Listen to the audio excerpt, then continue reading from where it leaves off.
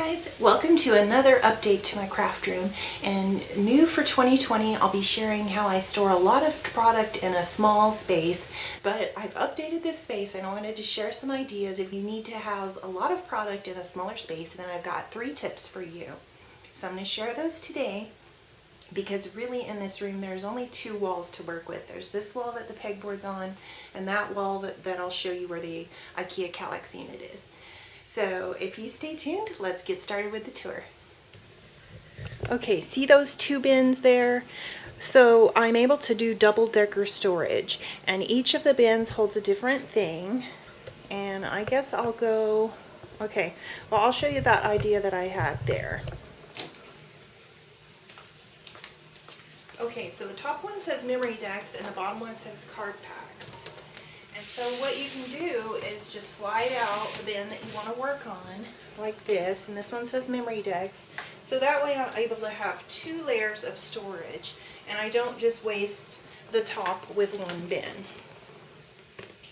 So like this one is memory decks, so I can take this whole bin to my work surface and I can house everything that I need to create with memory decks cards. And I've got the dies, I've got paper clips, bows, pom-poms, streamers, and okay, so the bottom bin, see that way I'm not wasting that space like I said. So the bottom bin says card packs, and then all I did was take all of my card packs that are Maggie Holmes and crepe paper and put them in this one bin. So I can simply, if I want to create a memory decks card with any of those card packs, like one of the tips I showed you guys was using those cards because the cardstock is very thick. Then at the top is crepe paper and Maggie Holmes smaller paper pads and crepe paper embellishments. And the thinking with that is, if you this 12 by 12 paper storage that fits in the IKEA units you can get it at Hobby Lobby or Cropper Hopper on Amazon has these. So the thing about these is the 6 by 12 stickers don't fit in these. So buying a bigger organizer doesn't work because these just fit in the IKEA Kallax unit.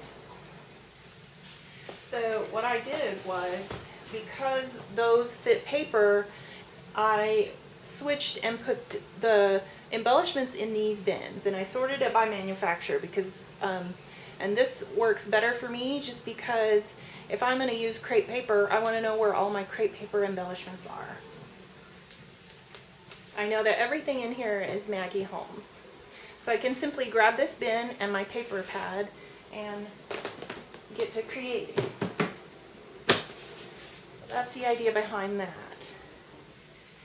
Then the next one is Journal Studio and Traveler's Notebooks. So I know that everything in this bin is going to be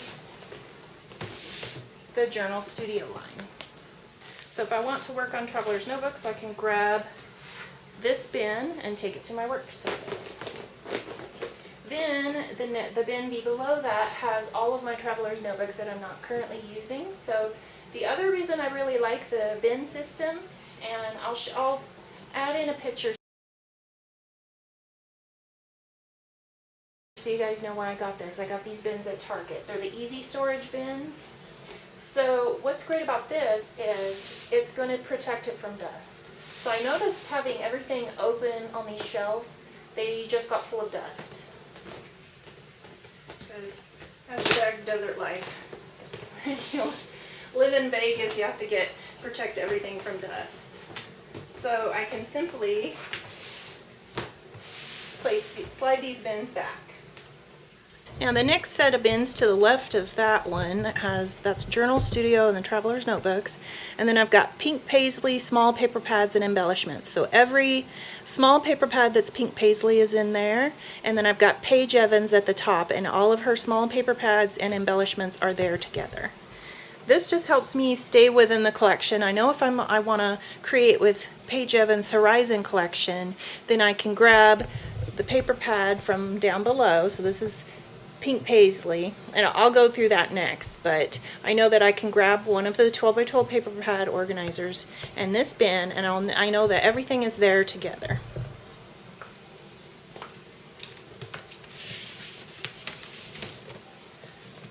so this is the Paige Evans bin, and you see I have the 6x8 paper this way, and then I have all of the embellishments sorted, and the larger ones on the left there. So the great thing about this storage unit, this storage bin, is that the 6x12 stickers fit lengthwise here. So you're able to fit smaller packs of embellishments and then the larger 6x12 stickers that won't fit in the paper holders. There we go. So that's the Paige Evans bin. And I like that the small paper pads are in there and the embellishments, because that's just how, if I want to create with one collection, I want to know what embellishments I have to go with it. Okay, so starting on the left here, it's by theme. So each of these 12x12 paper holders from Hobby Lobby, or like I said, Cropper Hopper on Amazon, those hold themes. So I've got Love and Valentine, Faith, and then it starts the Paige Evans. So I've got Horizon, Fancy Free, and then I've got Pink Paisley, Auburn Lane. And so what I did with these is, if I had loose embellishments or small scraps, I was able to hold those in these 12x12 paper holders. So let me zoom in a little bit. Okay, so this next section is all Maggie Holmes. And what I did to organize that is, you'll notice I have Sunny Days. So I have the Sunny Days collection housed in this 12x12 paper holder. And they're all labeled Maggie Holmes Sunny Days, MH Honey Sunny Days. And then I know that to the right of that are any extra paper bags I have. So the loose cardstock, double-sided cardstock goes in these, and then paper pads go to the right of that, so, and chipboard. Because you'll notice chipboard doesn't fit well in these either, these storage containers. So this is simply double-sided cardstock, and then paper pads are to the right, and chipboard. So I have Flourish, so I know that if I have 12x12 chipboard, it's going to be to the right of that paper holder. So that's just my way of knowing how much I have. So if I see a lot of these pads to the right, I know I have 3 Sunny Days. And then also, I did the same with crepe paper. Okay, so to the right of the Maggie Holmes, this next section is all crepe paper. So same thinking, I've got a 12x12 paper holder, and then to the right of that, more paper pads and chipboard. So I know if I have something to the right, I've got excess paper pads and chipboard. Then below that, let me zoom out just a little bit. Okay, these 2 bins over here are going to be small paper pads that are not crepe paper or pink paisley. So I've got small paper pads by season with die cuts on the right, and then I've got excess paper pads that aren't coordinated by season. So that's how I know how many, what kind of seasonal paper pads I have, and then not seasonal. So then to the right of that, this is all organized by season. So you notice I don't have any labels. That's because these are divided by clear divider. And each season, like winter, so I've got a clear divider and a label. This says fall, winter, spring, and summer travel. So I don't need labels on all of those because I know anything to the right of that is going to be that season. So I've got very little spring, but I've got lots of summer, lots of winter, and a medium amount of fall.